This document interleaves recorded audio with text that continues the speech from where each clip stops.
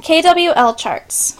I chose the KWL Chart strategy because I wanted to learn more about their impact on student learning. I use the KWL charts often in my teaching to help students get excited about new topics we're going to study about, and I also want to fully be aware of how to use the strategy to its fullest potential.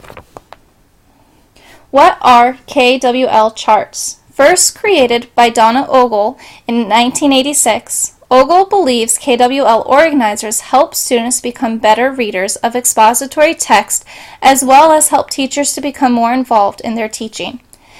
Used to activate students' background knowledge regarding a specific topic. The K stands for what we know about the topic. W stands for what we want to know about the topic. This is where questions are asked. Finally, L stands for what we have learned at the end of studying or researching a specific topic. Why is it important? KWL charts help students to become active thinkers as they read. The charts give students specific things to be aware of or look for while reading, and give students the opportunity to reflect on what they learned. Using KWL charts requires students to think about their thinking, become self-aware of how they learn, and self-question. Through the use of these charts, students develop these comprehension skills. Why should I use this strategy? Using KWL charts is an instructional strategy which helps students combine new information with their previous background knowledge to help create new schema. Assessing a student's prior knowledge is the first step needed to make solid connections when learning new concepts. The next reason for using this strategy is because it helps to develop vocabulary. KWL charts help to develop vocabulary that is related to the unit of study. Sometimes the vocabulary that students need to learn can be more technical than our day-to-day vernacular. Thus, using KWL charts helps students to begin to make connections to new vocabulary and how it relates to a topic being studied. Next, students become more engaged in their learning when they are asked to set their own purposes for reading. They become more motivated and active readers. Teachers guide students' discussions as they explore and complete the K and W columns and finally reflect on the knowledge learned for the last column. It is important for teachers to model how to correctly use each column. Finally, using a KWL chart can be incorporated into all subject areas. When to use KWL charts. KWL charts are helpful to use in the beginning of a unit because they support students' learning of nonfiction topics.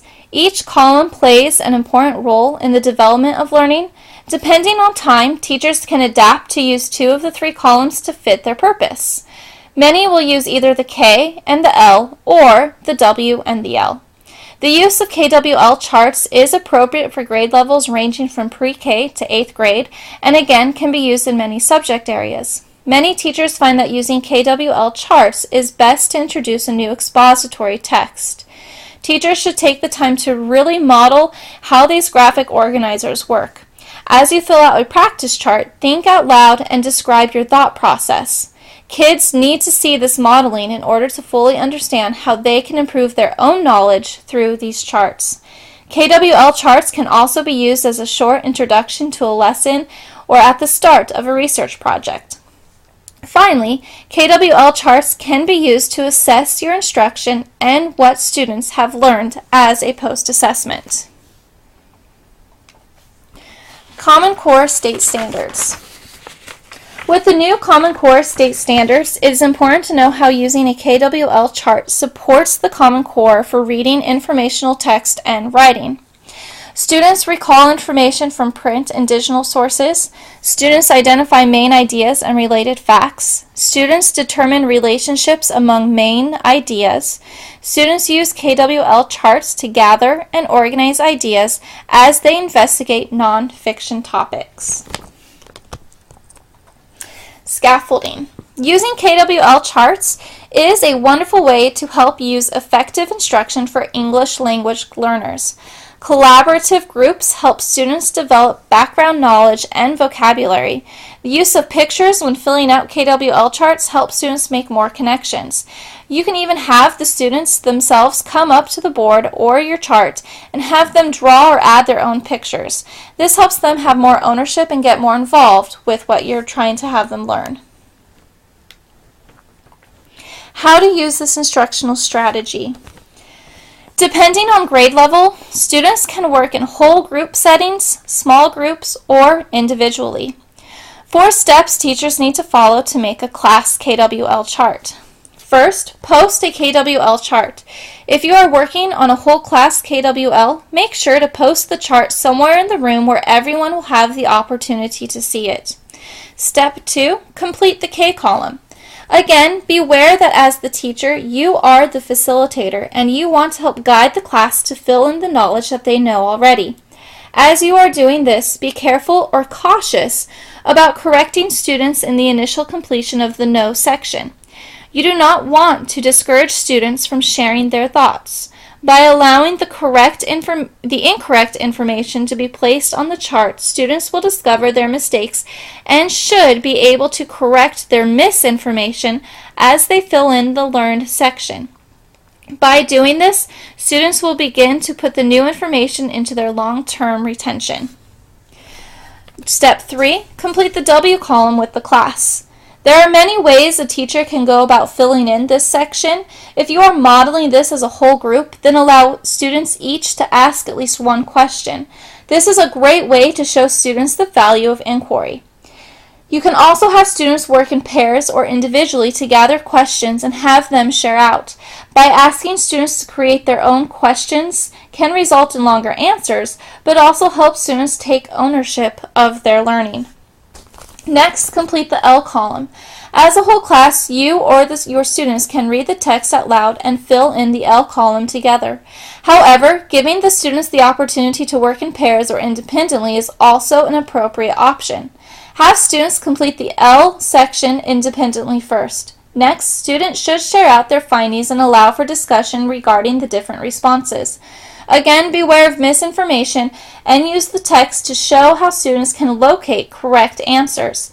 Allow time for the reflection on what the students have learned and why it is important. A kindergarten class's KWL chart on chickens. This is a chart that was in the book 50 Literacy Strategies by Gail Tompkins.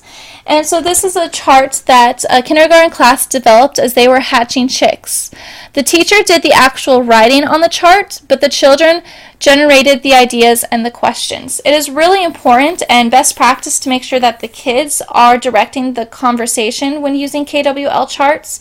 So, for example, when filling in the K, the kids were giving the information they knew about chickens. They know that they hatch from eggs, they sleep, they can be yellow or other colors, they have 2 legs, they have 2 wings, they eat food, and have a tail. Again, then the kids were asked for the inquiry part, asking the questions, what do you want to know? Are their feet called wobbly? Do they live in woods?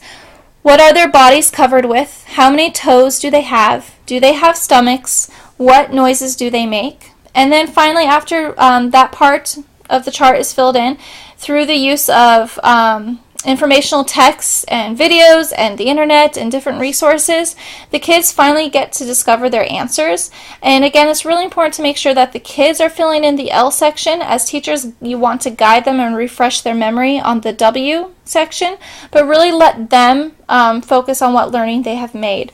So here they have chickens' bodies are covered with feathers. Chickens have 4 claws. Yes, they have stomachs. They live on farms, and they like to stay warm. An example of KWL I use for the novel, There's an Owl in the Shower. During the year, one of the units I focus on in reading is over a novel called There's an Owl in the Shower by Jean Craighead George. I use this novel to help integrate reading, science, and social studies together. Before we begin reading the book, I have my class fill in a KWL chart on owls. We begin as a whole group answering the no section. I am always amazed at the amount of information they already know on owls. My example here is just a few of the thoughts they come up with. Normally my whole whiteboard is covered with all of their knowledge. Next, I ask them to get into pairs and have them create the questions they want to help guide their learning. I give them the opportunity to share out. Again, these are just a few of the questions that would have been created by my students. The last column takes a while to fill out. As we read the novel, some questions are answered and the kids fill out what they learned. Other times they are required to locate the information for themselves. At the end of the book, we talk about what they have learned and how it ties into the different animal adaptations that we're also currently studying in science. This is just one example of how I use a KWL chart in my classroom. So as you can see, under the K, the kids would note that owls are nocturnal. Owls can move their head 3/4 of the way around their necks. Owls hunt smaller animals. Owls cough up owl pellets. They can be brown, white, black with spots. They have good vision and hearing. Where do owls live? Where are they endangered? How long can owls live? How many babies do they have? How long do they sleep? What does imprinting mean and how fast can they fly? Again, the students would fill in the L section as they were learning the information, and we would share out. Differentiating instruction. Using KWL charts can help students activate background knowledge and gain new information about nonfiction topics using different adaptations. For example, ELL students would use pictures and illustrations. Students create their own KWL flipbooks, and I use that a lot. The kids really enjoy being able to cut and fold and glue paper. They get more involved, so I use that a lot with doing science and social studies. Organize information into big idea categories. This is something new that I had not known before, but it looks very interesting. KWL Plus creates higher ordered thinking skills when filling out the learned column. Students are asked to categorize the information, create names for the categories, and use the categories when they are writing about the topic and what they have learned in a summary.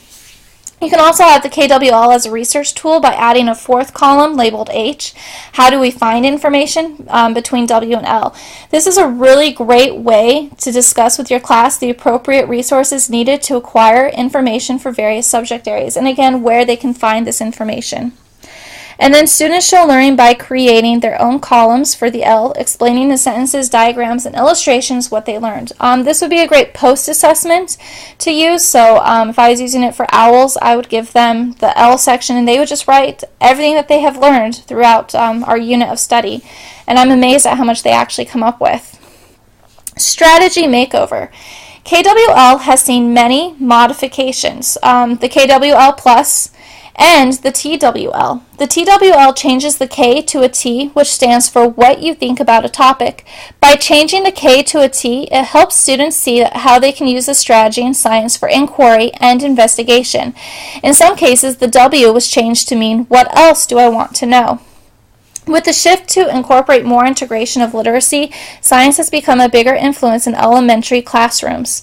KWL helps to build and guide inquiry and has evolved to be beneficial in science. The strategy is used to incorporate a topic and allow opportunities for students to write and reflect on their learning.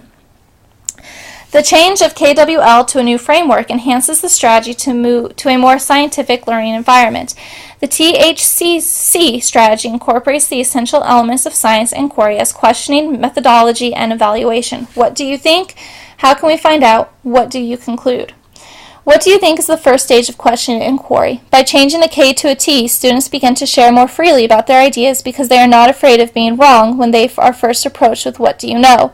When the wording is stated as what do you think, students are more eager to share because they know it is okay if they are not correct.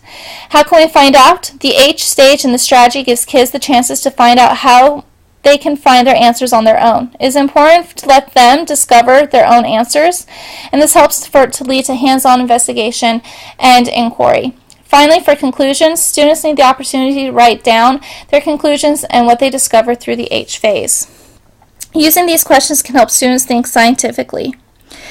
Reflecting. I want to learn more about the strategy on KWL charts and how it can be used in my classroom. Through my research, I feel that I have been using them in meaningful ways to help foster my students' learning to their greatest potential. I have learned new ways to modify KWL charts to fit more with science and to differentiate instruction. I am eager to try these new examples of the chart in my own classroom next year. And these are the examples of my works cited. I have 2 different articles and the book, 50 Literacy Strategies Step by Step. Thank you.